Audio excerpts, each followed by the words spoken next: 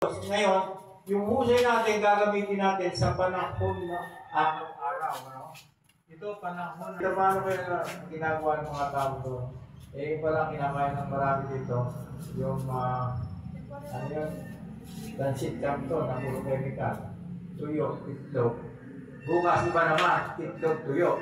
Sa pangalawa, tuyo, itlog. May magkaiba yun, di ba? Oo, balik-tali mo magkaiba. Yung kagaya ng iba, ano ba yung tamang salita?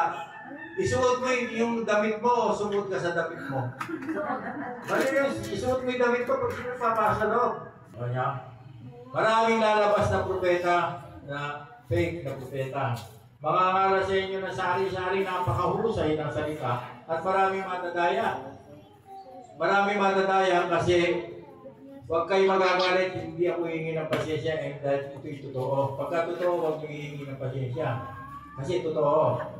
Marami sa Pilipino ang mangmang tungkol sa politics. Majority.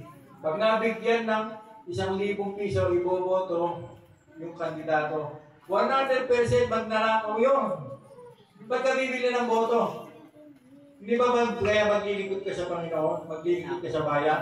Pag maglilingkod ka, ibulukol mo yung buhay mo para sa kapakanan ng tao, hindi para sa pera. Kaya pag bumili ng boto, babawiin yun.